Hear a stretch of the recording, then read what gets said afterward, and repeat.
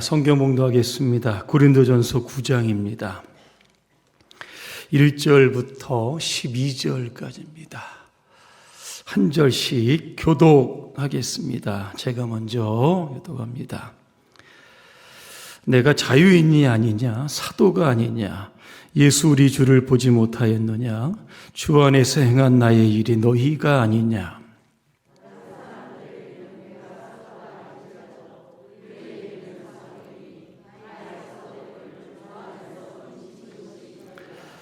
나를 비판하는 자들에게 변명할 것이 이것이니 우리가 다른 사도들과 주의 형제들과 게바와 같이 믿음의 자매된 아내를 데리고 다닐 권리가 없겠느냐.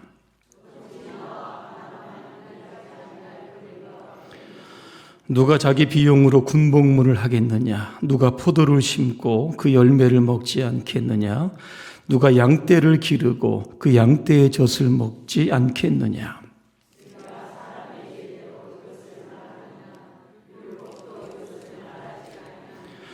모세의 율법에 곡식을 밟아 떠는 소에게 망을 씌우지 말라 기록하였으니 하나님께서 어찌 소들을 위하여 염려하심이냐.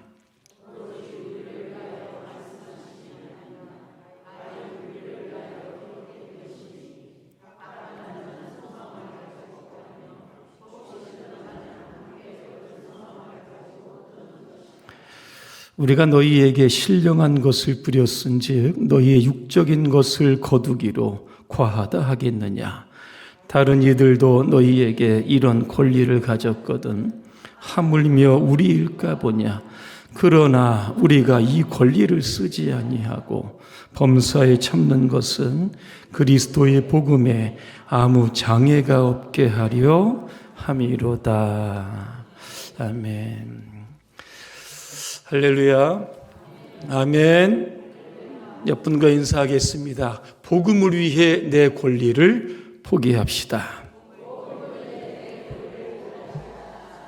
오늘 길은데도 한 번에 잘 하셨습니다. 그죠?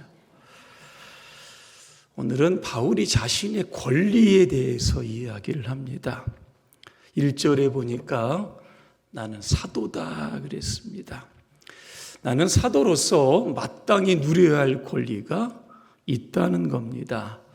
그 권리가 여러분 무엇인지 아십니까? 바로 살해의 문제입니다. 왜 바울은 자신의 권리를 이야기하면서 굉장히 민감한 이 살해비의 이야기를 꺼냈을까라고 하는 겁니다. 그 이유가 있습니다. 고린도 교회는 바울이 개척한 교회입니다.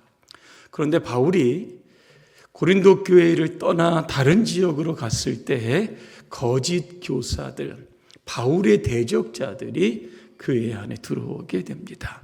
그러면서 그들이 바울을 향해서 이렇게 이야기합니다. 바울은 사도가 아니다 그렇게 주장을 했던 겁니다. 그러면서 그 이유를 세 가지 들고 있습니다. 첫째는 바울은 예수님께부터 직접 부름받은 12명의 직계 제자가 아니기 때문에 바울은 사도가 아니라는 겁니다. 사도라고 하는 요건 중에 하나가 뭐냐면 예수님과 함께 다녔어야 하고 예수님의 부활을 직접 목격했어야 했는데 바울은 그렇지 않았기 때문에 사도가 아니라는 겁니다. 두 번째, 사도라고 하면 유대인들에게 복음을 전해야 되는데 바울의 주 전도 대상은 이방인들이었기 때문에 바울 사도가 아니다 이렇게 주장합니다. 세 번째는 뭐냐면 바울이 초대교회 중심교회였던 예루살렘 교회로부터 신임장을 받지 못했다. 이런 거로 바울은 사도가 아니다 이렇게 이야기를 했던 겁니다. 바울이 이 소리를 듣고 여러분 어떻겠습니까? 굉장히 억울하기도 하고 황당하기도 했을 겁니다. 바울은 독신입니다. 일평생 결혼도 하지 않고 복음과 선교를 위해 자신의 전 인생을 다 쏟아부어 헌신했는데 고린도 교인들로부터 이 소리를 들으니까 굉장히 낙심이 됐던 겁니다. 그래서 바울이 오늘 2절에서 이렇게 항변하는 겁니다. 다른 사람들에게는 내가 사도가 아닐지라도 여러분에게는 사도입니다. 여러분은 주님 안에서 나의 사도직을 보증하는 표입니다. 이렇게 이야기를 합니다. 다시 말하면 이겁니다. 바울이 다메섹 도상에서 부활하신 예수님을 만납니다. 그때 예수님은 바울에게 이방인들에게 복음을 전하라고 하는 사명을 주셨다라고 하는 겁니다. 나도 부활하신 예수 그리스도를 직접 목격하고 사명을 받았기 때문에 나도 사도다. 바울이 이렇게 고린도 교인들에게 이야기를 했던 겁니다. 그런데 고린도 교인들 중에는 바울의 말보다 바울의 대적자들의 말을 들으면서 바울의 사도권을 의심하게 되었다는 겁니다. 목회를 하다 보면 이런저런 오해 때문에 생기는 억울함들이 많이 있을 겁니다. 여러분들은 어떤 목회자를 선호하십니까? 예를 들면 이겁니다. 어떤 분은 가난한 목회자를 굉장히 선호합니다. 근데 어떤 분들은 가난한 목회자를 무능한 목회자로 생각을 합니다. 왜? 무능해서 목회에 성공하지 못했다. 그래서 작은 교회를 하고 개척교회를 오랫동안 하고 있다. 이렇게 생각하시는 분들도 있습니다. 목회자가 어떤 차를 타느냐에 관해서도 성도 여러분들의 평가가 다 틀립니다. 좋은 차를 타면 목사님이 좋은 차를 타는구나. 좀 여유가 있어 보인다. 괜찮아 보인다. 이렇게 생각하시는 분들도 있고 어떤 분들은 목회자가 좋은 차를 탈 수 있느냐. 사치한다. 그렇게 생각할 수도 있습니다. 목회자의 생활이 좀 부유하면 하나님께서 목사에게 큰 복을 주셔서 저렇게 삶이 윤택하구나 이렇게 생각하시는 분들도 있습니다. 자, 반면에 이 목회자의 생활이 좀 어려운 그런 분들을 보면 이렇게 생각하시는 분들이 있습니다. 목사도 저렇게 어렵고 가난한데 설교 시간에 복을 받으러 설교를 하고 하면 누가 그 설교를 듣겠느냐. 이렇게 생각하시는 교우들도 있다는 겁니다. 목사는 이렇게 살든 저렇게 살든 어쨌든 욕먹게 되어 있다는 겁니다. 왜? 교인들은 다 각자의 가지고 있는 기준으로 목회자를 판단하기 때문에 그런 겁니다. 오늘 바울에게 들려진 속상한 얘기가 있습니다. 그게 뭐냐면 바울이 자비량으로 선교한다는 겁니다. 자비량 선교가 무엇입니까? 어떤 선교 단체나 교회로부터 후원을 받지 않고 직접 자기가 일을 해서 선교비를 마련해 가지고 선교하는 겁니다. 바울은 텐트 메이커였습니다. 천막 지는 일을 통해서 생활비와 선교비를 충당했던 사람입니다. 멋지지 않습니까? 그런데 어떤 교우들은 이렇게 생각을 했던 겁니다. 바울이 목회가 잘 안 되고 선교가 잘 안 되니까 투잡을 가졌다는 겁니다. 이중직을 하면서 돈을 벌어서 선교를 하고 있다 이렇게 생각한 겁니다. 다시 말하면 바울은 선교사로서 역량이 떨어진다 이렇게 비판하는 사람들도 있었다는 겁니다. 바울은 그들을 향해서 오늘 3절에 보니까 이렇게 이야기합니다. 나를 비판하는 자들에게 변명할 것이 이것이다 그랬습니다. 그러면서 자기가 사도로서 누려야 할 마땅한 권리들을 이야기하고 있는 겁니다. 4절에 보니까 나도 먹고 마실 권리가 있다. 5절에 보니까 나도 아내를 데리고 다닐 권리가 있다. 사실 바울은 독신이었습니다. 7절에 나도 사례비를 받을 권리가 있다는 겁니다. 그 이유를 세 가지의 비유를 들어서 설명하는 겁니다. 누가 자기 비용으로 군복무를 하겠느냐? 누가 포도를 심어놓고 그 열매를 먹지 않겠느냐? 누가 양떼를 기르면서 그 양의 젖을 먹지 않겠느냐라고 하는 겁니다. 내가 주님의 군사가 되어서 영적인 최전방에서 내가 죽을 둥 살 둥 선교하는데 내가 앞장섰던 사람이고, 하나님의 밭 목회 현장에서 내가 최선을 다했던 사람이고, 그랬기 때문에 당연히 교회로부터 사례비를 받는 것이 당연하다, 이렇게 이야기를 합니다. 그러면서 내가 좀 인간적으로 말하는 것 같으면 그거 아니다, 율법에도 이렇게 적혀 있다는 겁니다. 8절에 보니까 내가 사람의 견지에서만 이것을 말합니까?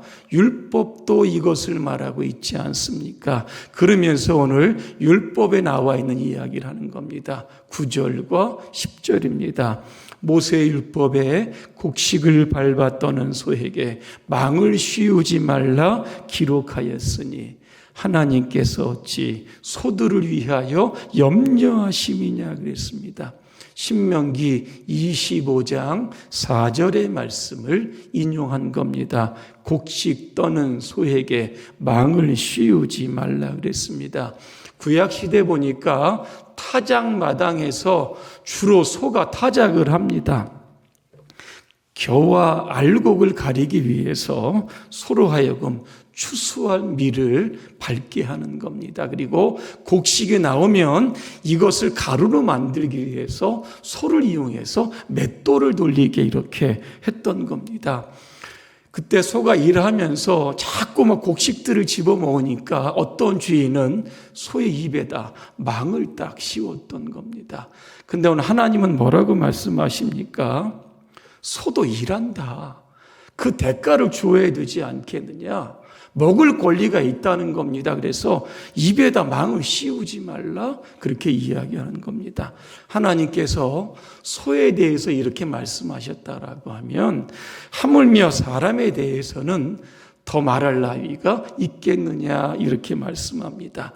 또다시 바울은 오늘 11절에서 묻습니다. 우리가 너희에게 신령한 것을 뿌렸은즉 너희의 육적인 것을 거두기로 과하다 하겠느냐 그랬습니다. 12절 상반절입니다. 다른 이들도 너희에게 이런 권리를 가졌거든 하물며 우리일까 보냐 그랬습니다. 다른 사도들도, 다른 선교사들도, 다른 사역자들도 교회로부터 다 지원을 받고 있다고 하면 우리와 나와 함께 있었던 복음의 그 선교사들도 당연히 이런 권리를 가지고 있다. 바울은 그렇게 이야기하고 있는 겁니다. 오늘 13절과 14절에서 또 한 번 자신의 권리를 이렇게 강조합니다. 성전의 일을 하는 이들이 성전에서 나는 것을 먹으며 제단에서 섬기는 이들은 제단과 함께 나누는 것을 너희가 알지 못하느냐 그랬습니다. 어디서 나온 말씀입니까? 마태복음 10장에 보니까 예수님께서 전도하러 마을로 떠나는 제자들을 향해서 이렇게 말씀을 하십니다. 마태복음 10장 9절과 10절입니다. 너희 전대에 금이나 은이나 동을 가지지 말고 여행을 위하여 배낭이나 두벌 옷이나 신이나 지팡이를 가지지 말라. 이는 일꾼이 자기의 먹을 것 받는 것이 마땅하다 그랬습니다.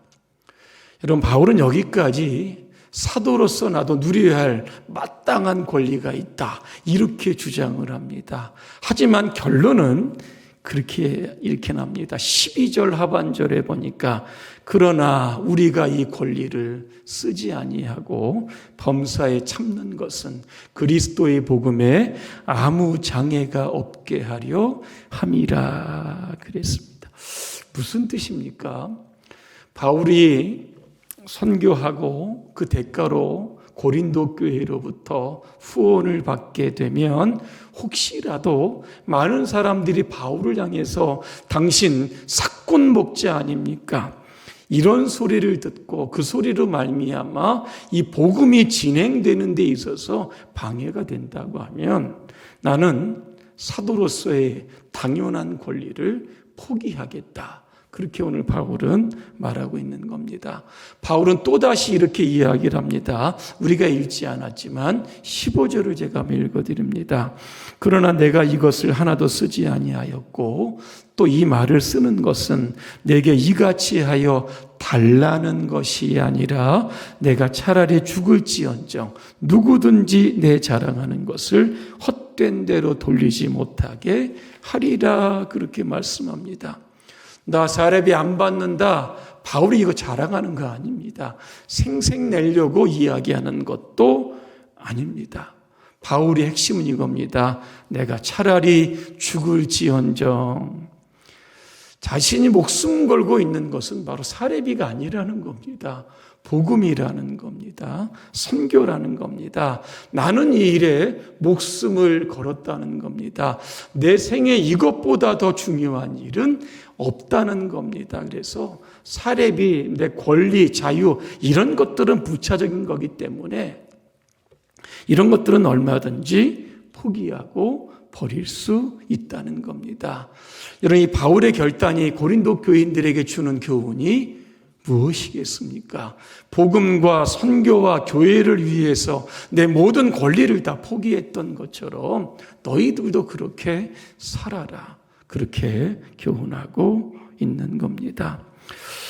이 목사란 누구인가라고 하는 이 글이 있는데 제가 이 글을 좀 읽어드리고 오늘 설교를 좀 마치려고 합니다. 많은 목사들이 목사로서의 역할을 확대 해석하여 슈퍼맨이나 된 듯 착각을 이룰 때가 있습니다. 병자가 오면 의사처럼 병을 고치고 귀신 들린 자가 오면 축귀의 영역을 가진 자처럼 귀신을 쫓아냅니다. 정신 이상자가 오면 정신과 의사처럼 정신병을 고칩니다.